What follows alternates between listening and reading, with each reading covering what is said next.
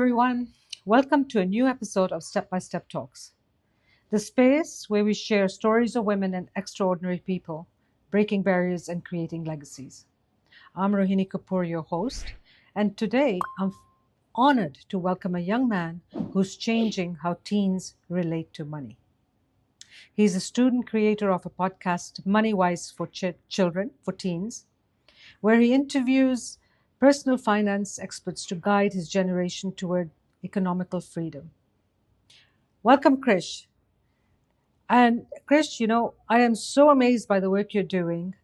I've spent quite a few hours listening to your podcasts, which are amazing. But I'd like you to introduce yourself to my podcast and give us a summary of your life so far to the audience so that they can come to get to know you. Who are you, Krish?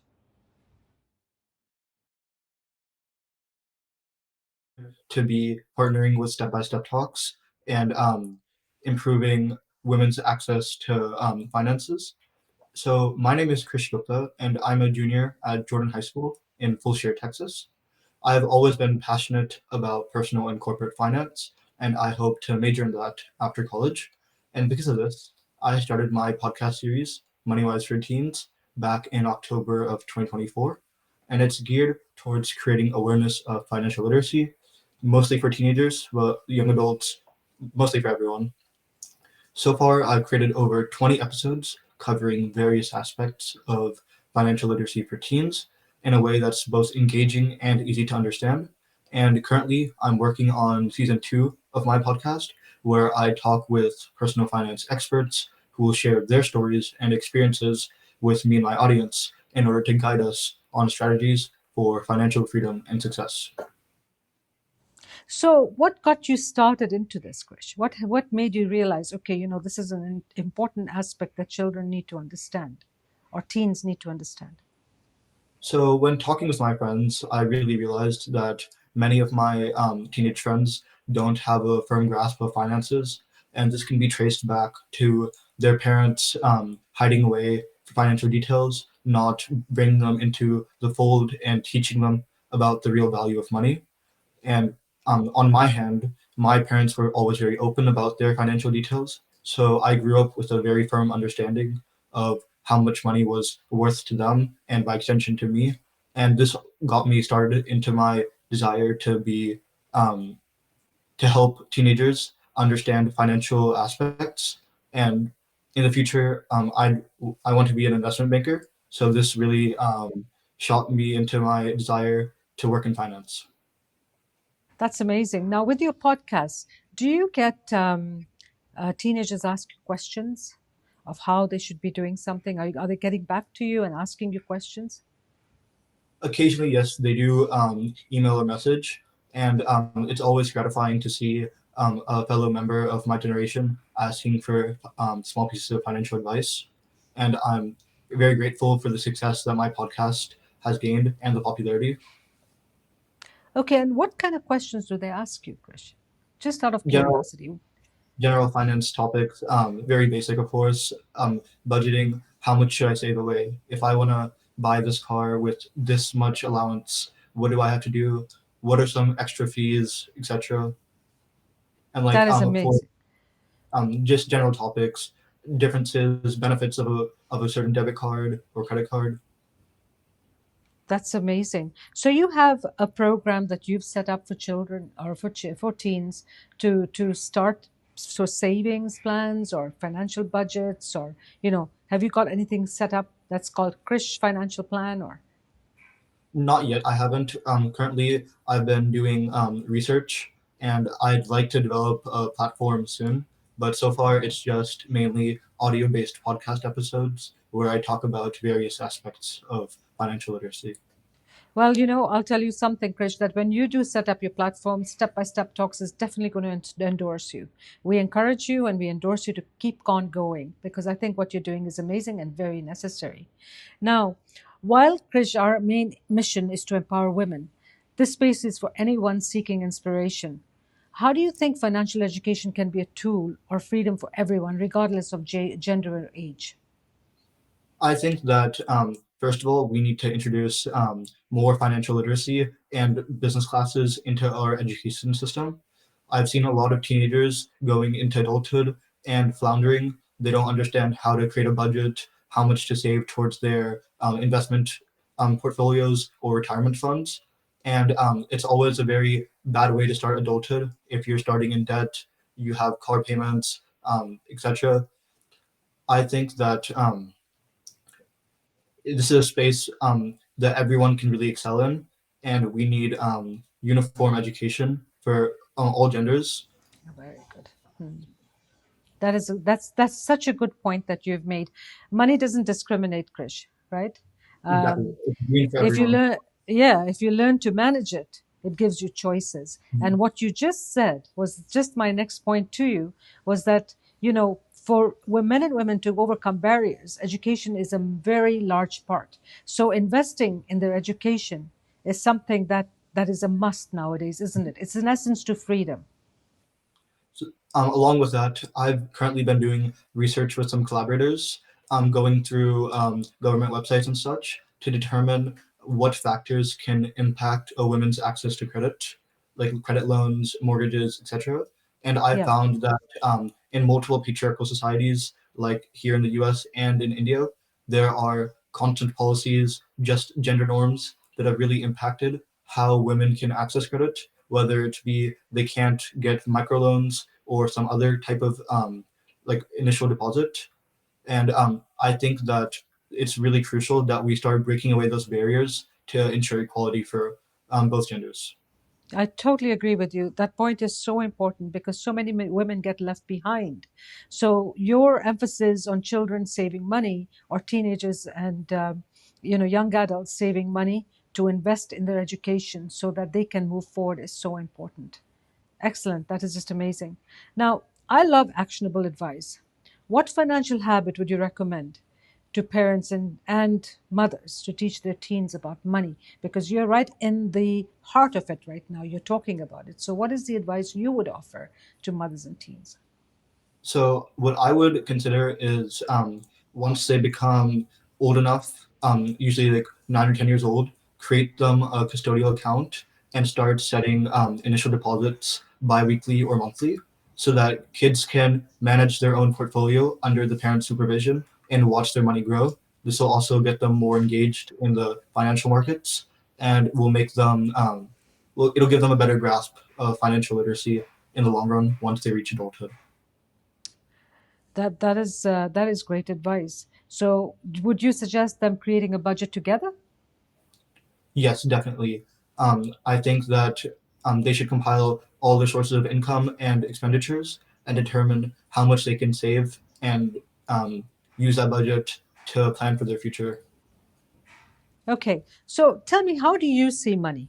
Do you see it as a tool or an abstract concept? I see money as a tool. Money You can see, buy you anything and everything. You just need to know how to make it in a way that you enjoy, and you need to know how to manage it, cultivate, and eventually grow it so that money will work for you instead of the other way around. excellent, very good answer. Now, you've interviewed so many inspiring people. What's one story that really stuck with you, and what lesson can your audience learn from it today? So a few weeks ago, I interviewed Mr. Joshua Sheets. He's a very famous financial advisor here in the United States, and he has multiple academic degrees, certifications. And his childhood story really struck with me. He was, and he had many siblings, and his father was their sole earner. So he told me that always say yes to any opportunity that comes to you. And if you don't like it, then you can leave it afterwards. But he says that he's always alarmed when so many teens are saying no to propositions and they're not even trying to better themselves, to get life skills, and to get experience in the real world. Oh, that's amazing. That never say no. Just go with a yes and see where it takes you. That's Exactly. just unbelievable. That is a very, very good message to everybody today. Now, in what do you do, Krish? How do you save?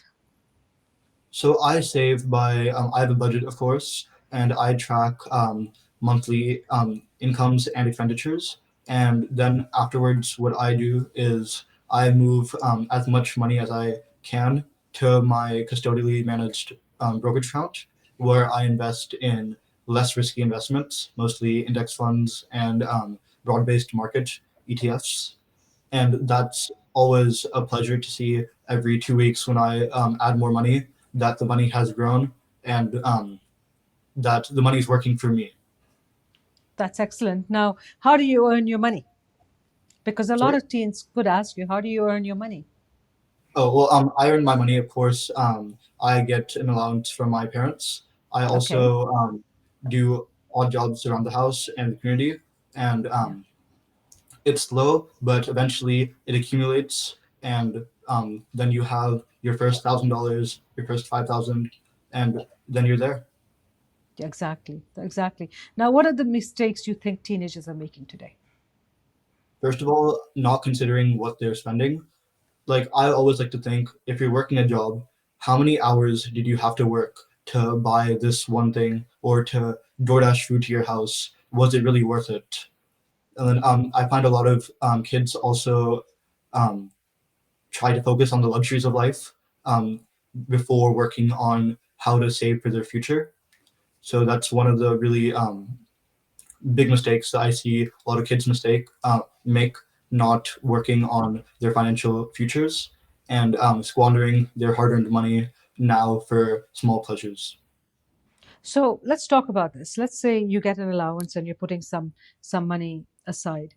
What is the advice you can give teens today that, because they'll say we just get a $5 allowance or we get a $10, well, maybe a little bit more.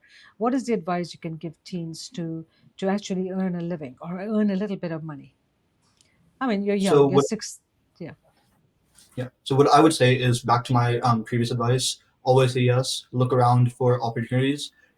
If you look around, you will find some kind of opportunity where you can earn money, and then with that, always play it relatively safe to your risk tolerance. Don't invest speculative. Don't go into speculation, and always be smart when investing. Always use your head, not your heart. That's one of the really big pieces of advice I like to give. Okay. Now you want to be an investment banker. So what has got you into the interest of being an investment banker? What do you see, an investment banker does? So I watched a lot of documentaries and TV shows about investing in the stock market for the last 5 to 6 years. I've really grown a passion for watching Yeah, trends, seeing how like political conditions in the US and internationally have impacted market conditions. And it's something I'm really passionate about. And more than just the money itself, it's something that I think I would really enjoy more than just working as an analyst or as just in a normal office. I want to stay in finance because that's what my upbringing's been like. My parents have been always very open about finances, and that's really led into this field. that's amazing. That's pretty powerful, Krish. Now, tell me, do you think that financial knowledge can set us free? Yes, definitely. Everyone needs to have a firm grasp of financial knowledge because, like I said, you have to make your money work for you and not the other way around. And always continue to save. And once you have a firm understanding of how to make your money work for you, then you'll be less stressed. You won't have to worry about how will I earn after retirement, and you'll have more money than you started with. That's amazing advice. That's very, very good. Now, you're an inspiration to a lot of people, Thank and you so much. you're welcome. And you have a sibling, right? Yes, I do. I have a younger And brother. does he share the same passion that you share in keeping money together and growing? Yes, he does, though Hmm. he's more interested in playing video games right now. Oh, is he? Okay, that's amazing. Do you play video games? I don't really have the time. I try No. when during breaks, but now it's more focusing on my podcast, focusing on schoolwork, and developing academic skills. That's quite something. Now, if you were invited to speak in a conference, would you be available to do that? That really, I would love to. It just depends on the scenario, location, geography, and then my availability with school, and just I would be extremely honored though if anyone asked me to go speak in front of an audience. I would love to share my financial knowledge and encourage teenagers and the rest of my generation to secure their financial freedom. That is amazing. Now, what do you think success is? So Do you personally, measure success? yeah, Yeah, go ahead. sorry. Personally, I think success is having a job that you really like, whether it's earning the desired income or not, but it's having a relaxed life where you don't have to worry about saving for the future because that's already in place. And when you retire, you don't have to worry about budget constraints. You can Yeah, relax, and you're not overly stressed. You have almost everything you want, and that's it. perfect. Now, I think I want to ask you a question. What do you think about procrastination? Because a lot of teenagers procrastinate, and that I think is a setback. Yeah, procrastination is really the silent killer. I've seen its impacts firsthand, putting stuff off to the very last minute, and it's horrible on one's mental health. And I think it's really it's the worst thing that can happen to you as an academic or in business. And one of my philosophies is always as soon as work gets on your desk, do it immediately so that you don't have to worry about it when it's due. You can be relaxed while everyone else is scrambling to finish it. And no, Yeah, perfect. I know procrastination doesn't exist in my world. And there's another acronym we spoke about earlier, and that was the word try, right? Try for mhm, me stands for tell rejection you are, you're actually welcoming rejection. Tell rejection you're welcome. So you don't want the word try, either you do it or you don't, right? And if exactly, you can't, you must. That's my definitely, advice to you today. Yeah, if you can't do it, you must try it. See what happens. Don't say no. That's wonderful. Now you've given us a very powerful message today, Krish. Thank you for reminding us that financial knowledge can set us free. I encourage my audience to follow you on. And is there anything you'd like to tell the audience today? Would you? that um, financial literacy is the key to freedom. You need to start early on and start compounding your investments. Start with a budget, go slow, and definitely collaborate with your parents. Get a firmer understanding of finances. Your parents have been through all the challenges, and they can be the best guides for you. And yeah, that's it. That's right. Okay. Well, it was very, very, very nice talking to you, Chris, today, and I wish you the best. If this episode inspired you, hit the like, subscribe, and share button. If with someone in your life who needs to listen to this podcast, please share it because there are a lot of people out there who need this kind of advice. And with an inspiration like Chris, who has touched over 500,000 people with his audience, you can understand the necessity of this. And if people are listening, there is importance in what Krish is saying to us. So, Krish, I hope to see you again in one of my podcasts in the very near future. And I hope to see you as a guest speaker in a conference very soon. And we're going to be spreading your word around to see where we can get you to talk because I think it's very necessary. Thank you so Definitely, much for being a guest today.